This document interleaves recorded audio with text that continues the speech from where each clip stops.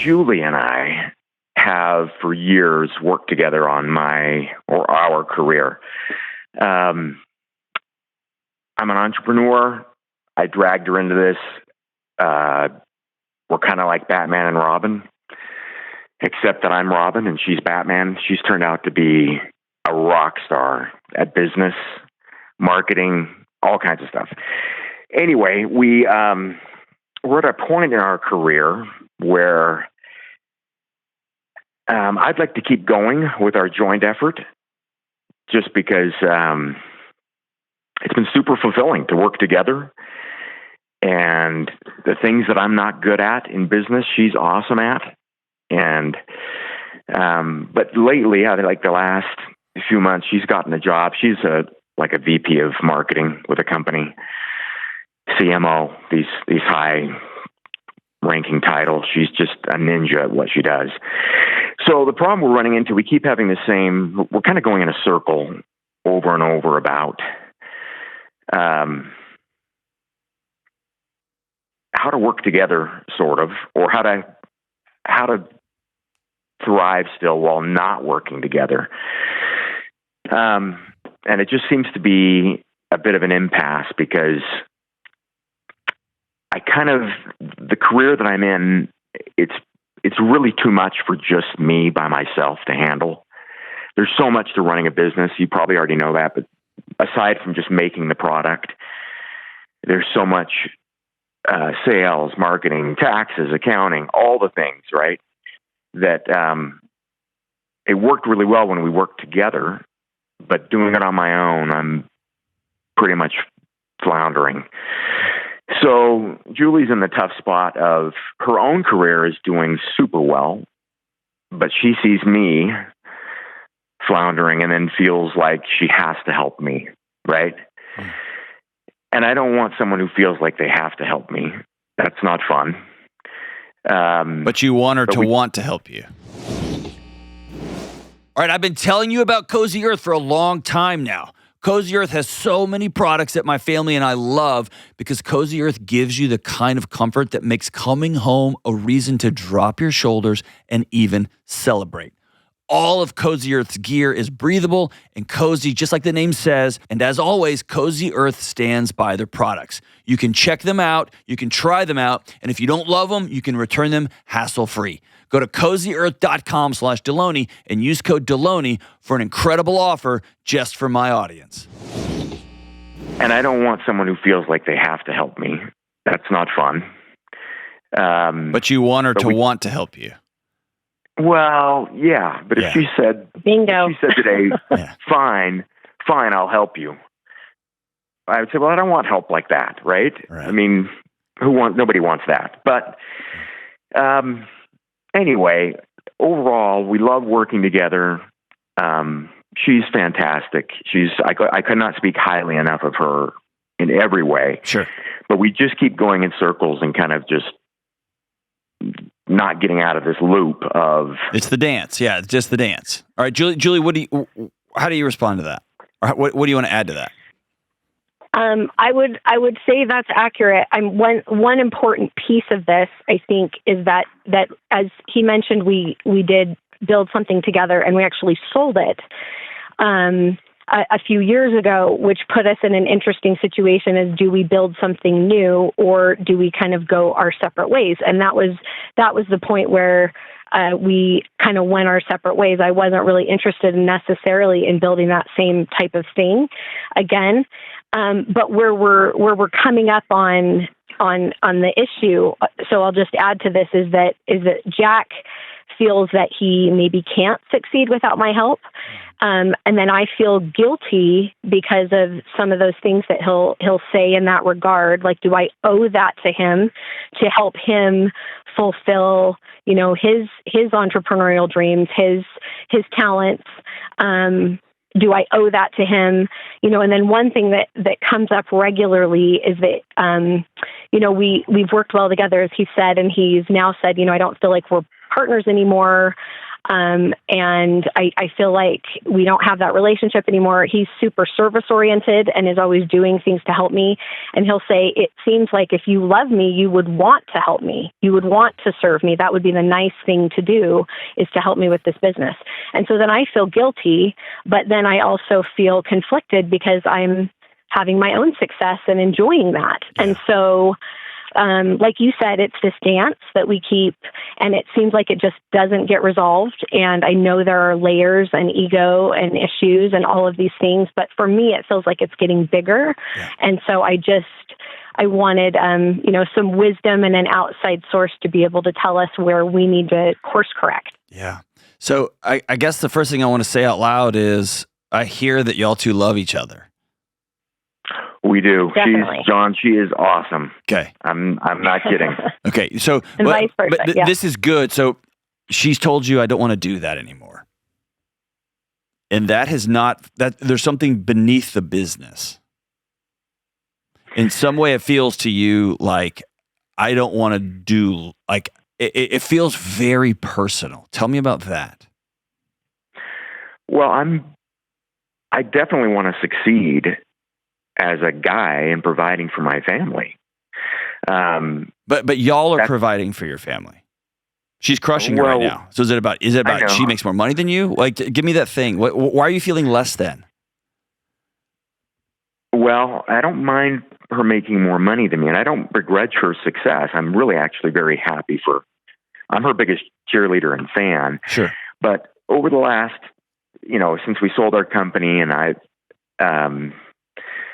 back. I'm ready to do another round of this. I'm kind of tired of failing on my side of this in the career. So I'm in a little bit of a no-win let's situation. Pause right there. Let's get right beneath that. All entrepreneurs, you know this, have a low success rate. And then they win, and then you get back in the batter's box and you strike out and you strike out and you strike out. Is there something beneath I'm tired of failing, which is I'm tired of feeling like a failure in my own house, in my own skin? Well, yes. But the thing that makes that complicated is I could succeed if I had her help. And see, right? I don't think that's true. I think y'all did once. Here's my deeper question. Y'all did a thing together. Y'all built an amazing thing, and then you sold it. How have y'all rebuilt connection, laughter, shared purpose, sex, joy? How have you rebuilt those things absent from working on a business together in part 2 of your marriage? Well, we bought a French bulldog together. Right. I'm the caretaker. But Here's what I'm wondering. I'm wondering if, yes, there's the business stuff. Y'all have been to the top of the mountain. Y'all built something together, but every day y'all woke up and you had a shared purpose together. Yep. Y'all did a thing together. She was the pitcher, you were the first baseman, and y'all won a championship, and it was awesome. Inside your own house. It feels awesome. Yep. Okay? Yep. And then the championship is over, the champagne runs out, and then she went and started pitching for another team. Yeah, she did. And you're excited for her. She's crushing it. She's doing good. And you're sitting on the same first base team that you were on last time. You got nobody on the mound right now. You're trying to pitch too, and that's not going well. Great. But the question beneath that is everybody wants business success, and it's hard when you have a rock star. In my house, undoubtedly, no question, my wife is a better writer than me. No question. And so that we stay married, we don't read each other's drafts. Period. Because I take all of her critiques very personally. It hurts. I feel like, oh, you think I'm stupid. I'm dumb. I'm not enough yet. And that sends me on a spiral. And she doesn't like, so we just can't. But that means we have to together create other shared purposes where we can be successful together. And I'm wondering if, yes, you're missing the business success, but deep down, you're missing your wife. Well, yes, I think you're right on a lot of that. And the problem now is that her career she's the pitcher for another team. She's very busy. She's not the kind of job that ends, right? I mean, CMOs, dude, you're on call 24/7. That's right. And mine, trying to relaunch a new endeavor and, round 2 of this, that's a heavy lift too. And so we're starting to get to the point where she gets home from work and whatever, and we have dinner, and then I'm going back to work. She's going back to work and that, on her job. Just pause right there. That's the challenge. Yeah. Is this terrifying? Let's do something together. Well, but that's the terrifying, scary question. We're in marriage part 2, and this may be your 3rd marriage or your 4th marriage, right? Everybody builds new ones, whether they know they're building them or not. And the question is, do you still see me? Do you still like me? And if you have this feeling, this memory of this shared purpose where you felt, I did my thing, you did your thing, and together we created an awesome thing, it can feel real lonely. When one of you's winning, one of you's not, it can feel really lonely when you just are constantly remember how it used to be. And I know how we can get back there today. We can both do a new business together. Right. And so the question beneath that question, I'll ask you, Julie, is what does it look like to say, hey, I'm winning in my career. You're struggling to get back off the ground. I see you struggling. I know I could come over and fix it. I don't want that to be part of my life anymore. And that's okay. But the deeper thing is, how do we reprioritize this amazing adventure we set out together on called not starting a business, but being married? And that usually starts with couples sweeping the deck and saying, hi, my name is Julie. Hi, my name is Jack. I like you. And that, of course, I know you all love each other, but I like you. How can I love you today? And let's rebuild our marriage. You'll have a new system. You'll have a new plan. You'll have a new thing. That means you're going to have to, instead of having to meet all day because if you have a shared business, now you have to decide we're going to prioritize each other on the calendar and meet together. Instead of just having work dinners where y'all ended up having dates where y'all talked about shared business things, we're going to have put dates on the calendar and talk about things that each other's working on. You see what I'm saying? There's a level of intentionality that has to happen because it was all wound up in this shared purpose we had earlier. So how do we leave?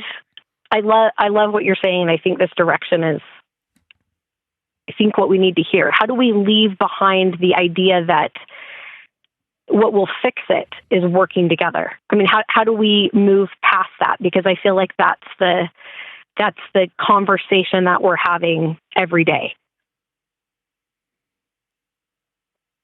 Jack, you answer that question. Does that make sense? Yeah, it totally makes sense. Jack, you answer that question.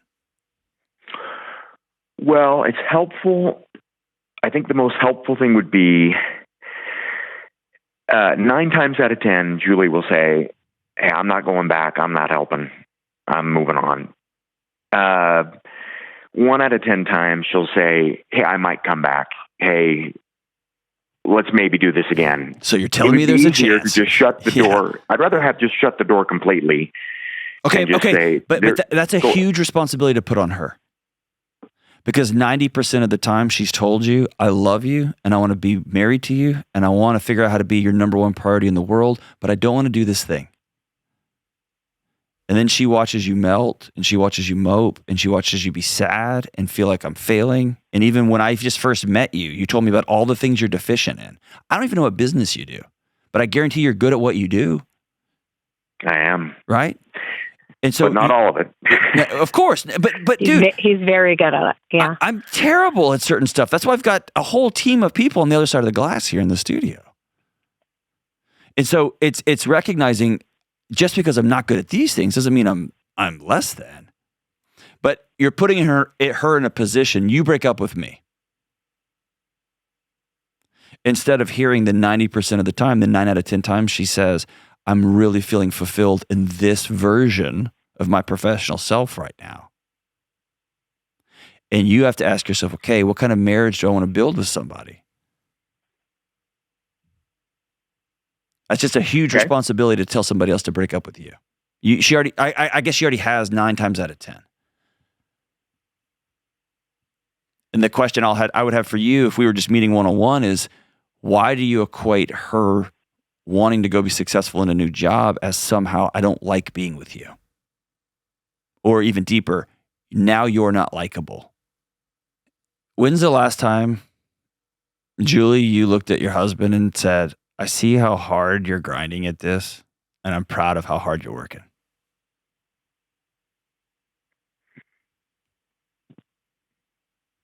Well, if I'm not answering, that probably means way too long, huh?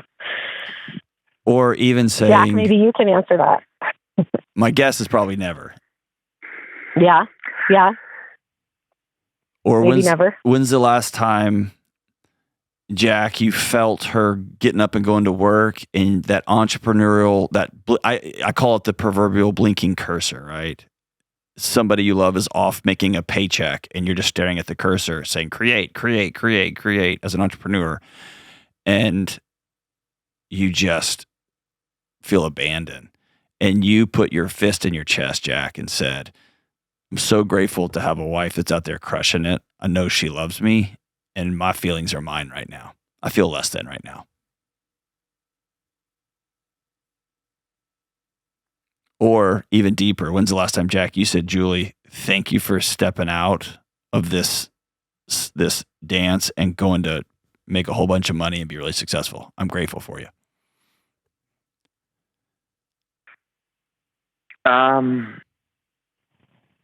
I hope we say things like that. Maybe not quite those words, but Julie knows how proud I am of her. I tell her frequently. Do you say it? Very often. Okay. Daily. Okay. I'm very. She's. Hey, I think a lot. I think really, if you go deep, I know she's not very proud of me as a provider. I think that's a story you're telling yourself. That she's made that clear. Okay. That she was very disappointed and basically got to a point where she said, "You're not cutting it. I'm going to have to I'm going to take care of myself." Okay. And Julie, if you said those things, there's two sides to this. If you said those things, you all need to sit down off air and have that conversation. The other side of that is as the great Brene Brown once said, what you go looking for in the world, you're sure to find. And in those seasons when I think I'm a failure, when I'm not cutting it, I interpret every glance of my wife as criticism. I interpret every hour she's off trying to make some money as a failure. Because that's what I feel in my chest, and so I go looking for it to prove that story out. And so, Julie, if you've told him, I'm not proud of you, you're failing, I've got to go keep this family afloat, then y'all need to have that conversation. And Jack, it's you being able to exhale and say, okay, it's not going to happen this second time. And now I've got a hobby. Yeah. And now it's time for me to grieve this thing that I wanted to make happen again. It's not going to happen again. And by the way, you told yourself a story that if she would just quit and join you, it would happen again. As an entrepreneur, we all have to know that's not true. Well, she's that good, actually, that I would say it would. I know. I'm just, dude, I work with behind closed doors with really famous people who were famouser yesterday. Right. With really successful people who were really, really successful last month. It's a dragon. It's a ghost that you chase. But what I'm hearing is from the both of you is two things. One, y'all need to sit down and have the conversation. Like put some finality to it. I love this career, and I feel like somebody's got to support the family. And Julie, if you're disappointed in Jack and his inability to provide for y'all, you've got to put that on the table in that clear of words, not in a mean way, but in a kind, honest way. Using I words. I don't feel safe in this house because we don't have enough money. Or I'm watching the man I love dig himself a deeper and deeper hole. And I miss you. And Jack, you have to be able to exhale and say, the woman I love and dedicated my life to has said she doesn't want to build another business, not with me, but she just doesn't want to build another business. And so I need to uncouple my view of myself as a really talented, successful, whatever it is you're doing, to I'm a failure and loser of a husband. Now I'm a dog dad. And then you'll have to sit down at the table and say, I miss you. I'm not going to leave. Will you build a new thing with me? And that looks like coffee in the mornings. That looks like acts of service. Hang on the line. I'll hook you up with my Together app, and y'all can start working that together. Just one daily step a day to bring you back together. That's awesome. Okay, thank you. Thank you. Thanks so much. So we didn't solve anything today, Julie and Jack, but we hopefully cleared the deck a little bit so y'all can be honest with each other, sit across the table and say, I still like you. Or maybe I don't. Maybe I don't like you. I'm going to have that conversation. But from here, y'all can create and build anything. Y'all are entrepreneurs. Go make it happen.